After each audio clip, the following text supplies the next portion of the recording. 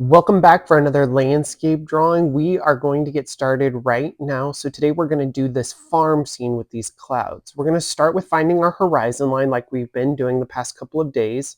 And we are actually going to start with a diagonal line that kind of goes up and then a horizontal line that goes across our paper.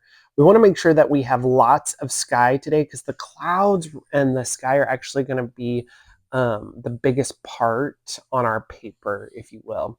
So find that horizon line where earth and sky touch, which we did, and we drew that. Now we are going to start with the farm house here, or the barn farm, I should say. And so we are going to draw a vertical line up.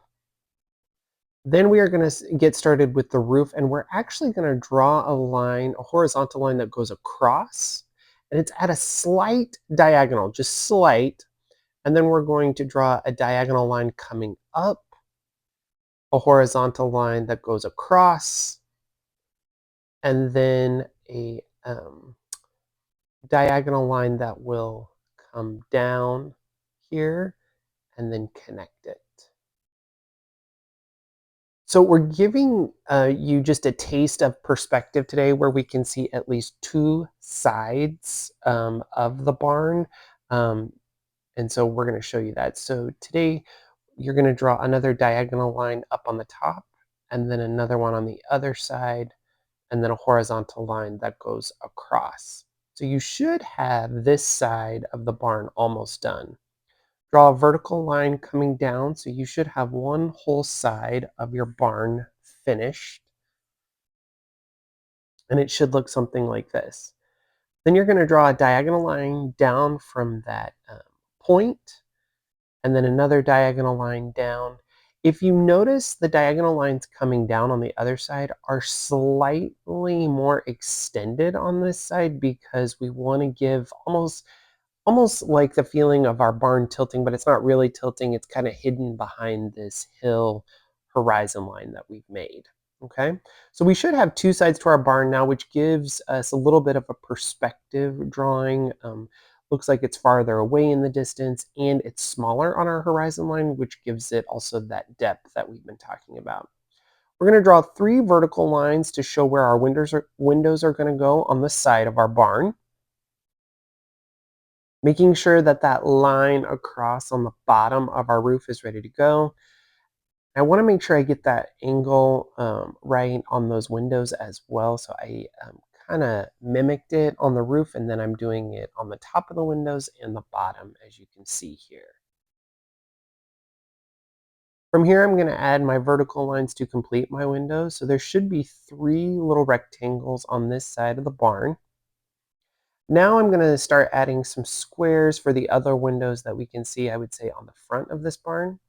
We're going to first get started, though, on this roof line up here. So as you can see, I added kind of a parallel line to that roof line, making sure my lines are all good to go. Perfect. And remember, we are creating this barn, so it's rather small. That's why all of these pieces are really small. We want to make sure that we're giving it the illusion of depth or distance in our picture. So I'm going to start with a small square up towards the top or the peak of our barn. Then I'm going to leave some space, draw a horizontal line at the top, a horizontal line on the bottom, and then a vertical line on either side to connect it.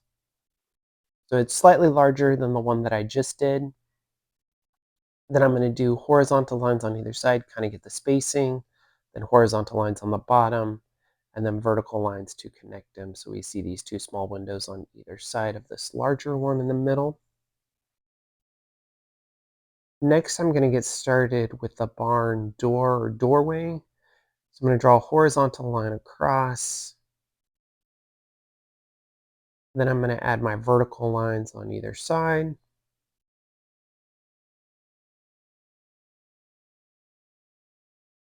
And we're going to draw another horizontal line across, showing that door right there.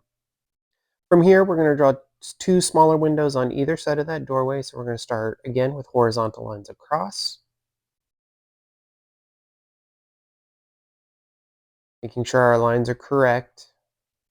We're going to draw another horizontal line on the bottom of each. and vertical lines on either side to connect.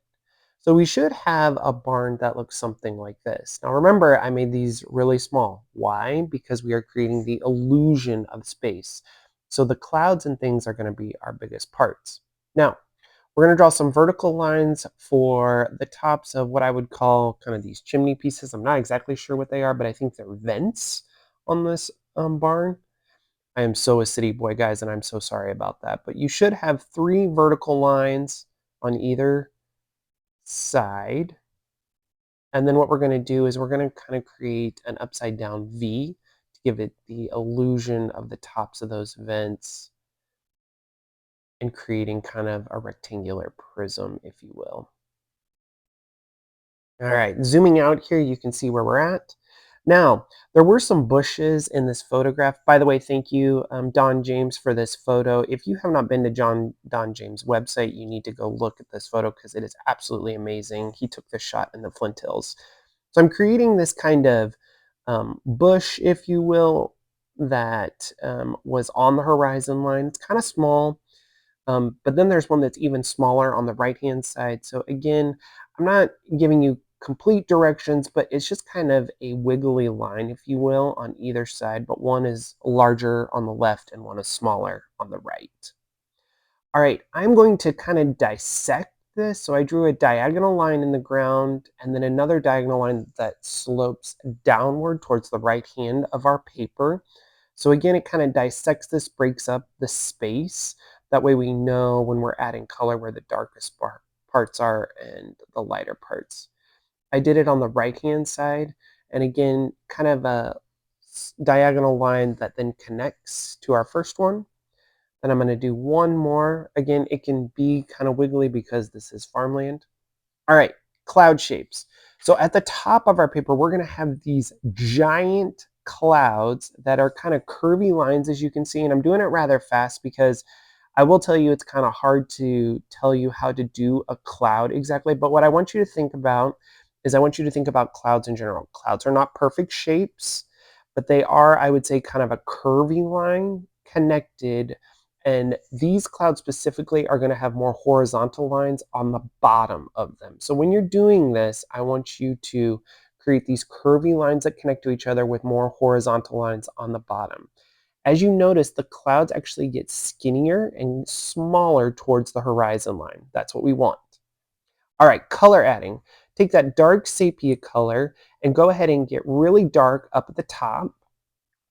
Then again, do it all the way across, making sure your pencil lines are going all the same direction. The one thing you want to make sure in this particular drawing when you're adding color is you want the darker parts to be near the clouds and then some of the lighter, more medium color to be in the middle, okay? So I should have the darkest parts, as you can see, I'm pushing harder near the clouds, and then they're lighter more in the middle area, okay? Now, as I went down, I did get lighter because that horizon line is going to be really nice and dark. So both of my bushes that I made are really nice and dark, along with the line itself where my barn sits. And then I'm going to go across and create those darker values across for my land. You'll notice that the land is actually darker than the sky, really. I do apologize. I did add the white with when I thought I was filming it, but it was not added. So go ahead and add the white to those clouds and then add your red to your barn.